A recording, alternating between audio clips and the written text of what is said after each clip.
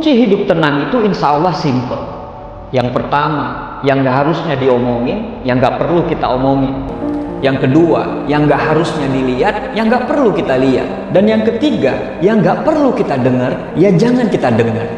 Terkadang, memang bodoh amat itu bisa menjadi jalan terbaik supaya hidup kita bisa terhindar dari rasa iri, rasa marah, rasa dendam, dan rasa benci. Tahu nggak? Kita seringkali mempersulit hidup kita sendiri, terutama terhadap hal-hal yang tidak terlalu penting. Seringkali kita menambahkan sendiri masalah hidup kita, yang sebenarnya bukanlah sebuah masalah besar. Hidup kita ini sudah penuh dengan tantangan. Jangan tambah lagi masalah-masalah yang tidak penting di dalamnya.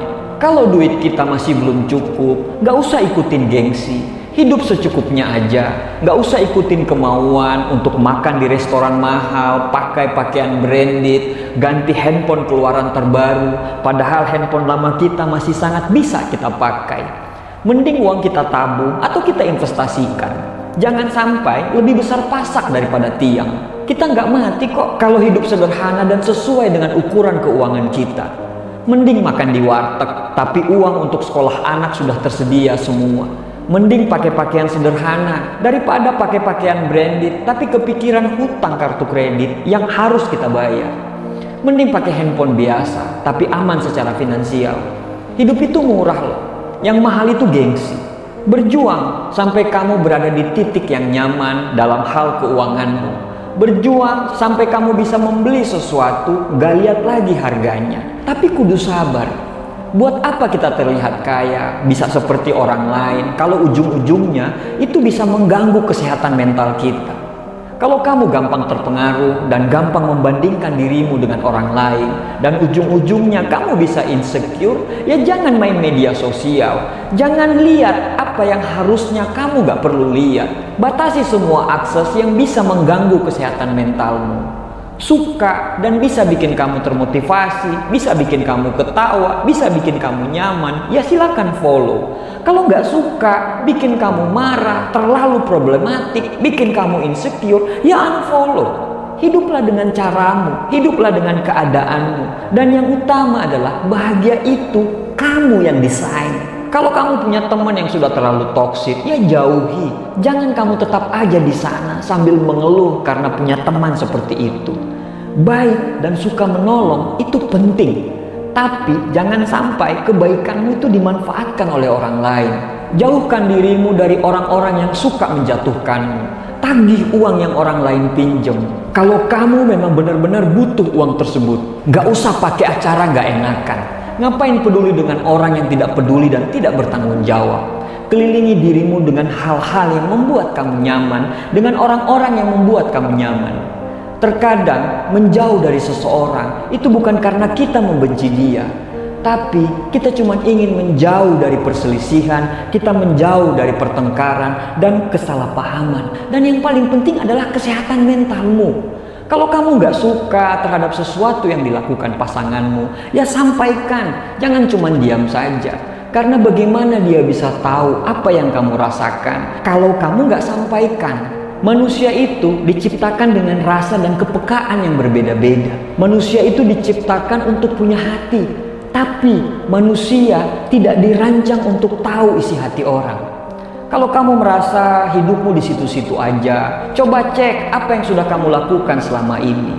Apakah kamu sudah melakukan usaha secara konsisten? Apakah kamu sudah bekerja keras? Dengar deh, apa yang terjadi dengan kita saat ini karena pemikiran dan tindakan kita di masa lampau. Dan apa yang terjadi dengan kita di masa yang akan datang karena pemikiran dan tindakan kita di hari ini. Kalau hari ini apa yang kamu lakukan masih sama saja dengan hari-hari kemarin, bisa dipastikan bahwa hidupmu akan sama saja seperti sekarang. Masalahnya itu ada di kamu kok. Kamu mau gerak, kamu mau diam di tempat, itu adalah pilihanmu. Keduanya tidak pernah salah, tapi bersiaplah dengan segala macam konsekuensinya.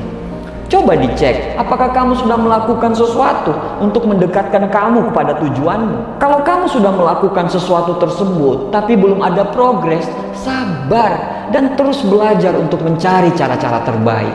Pelan-pelan saja, yang penting selalu ada progres. Jangan cuma mengeluh tapi nggak pernah melakukan apa-apa untuk cita-citamu. Kalau kamu kurang banyak pengetahuan, ya banyak belajar, banyak baca, dan banyak melakukan riset terhadap sesuatu. Perbanyak diskusi dengan temanmu yang berwawasan luas. Pakai waktumu untuk banyak diskusi dengan orang-orang itu. Karena makin banyak yang kita tahu, kita akan merasa bahwa harus lebih banyak tahu lagi. Gimana mau berkembang kalau hari-harimu itu habis dengan handphone, habis dengan Netflix, dan hal-hal yang tidak berguna lainnya? Kalau kamu capek, istirahat. Kalau kerjaanmu banyak, ya fokus untuk menyelesaikan masalah tersebut. Jangan habiskan waktu kita hanya nyalahin sana sini, nyalahin atasan atau nyalahin bawahan. Terkadang masalah hidup itu kita yang ciptakan loh. Terkadang juga kita juga terlalu mendramatisasi kejadian hidup kita, sehingga akan terasa seperti tidak ada harapan. Dan anehnya, seringkali itu kita lakukan dengan penuh kesadaran. Kita sendiri yang membawa diri kita menuju keterpurukan. Mulai dari sekarang, prioritaskan dirimu, prioritaskan kesejahteraanmu, prioritaskan kesehatan mentalmu. Jangan mendramatisasi hal-hal yang membuat kita semakin terpuruk. Berhenti untuk mempersulit diri sendiri adalah sebuah kebijaksanaan. Dengan berfokus pada solusi, kita bisa membuat masalah kita menjadi peluang untuk tumbuh dan belajar. Terkadang, membesar-besarkan masalah adalah sesuatu hal yang membuat kita makin terjebak dalam kegelisahan dan ketidakbahagiaan. Biarkan pikiran kita bersih dan hati kita tenang, sehingga kita dapat menemukan arti damai yang sesungguhnya. Jangan buang-buang waktu yang berharga kita ini dengan menyesali apa yang tidak terhindarkan.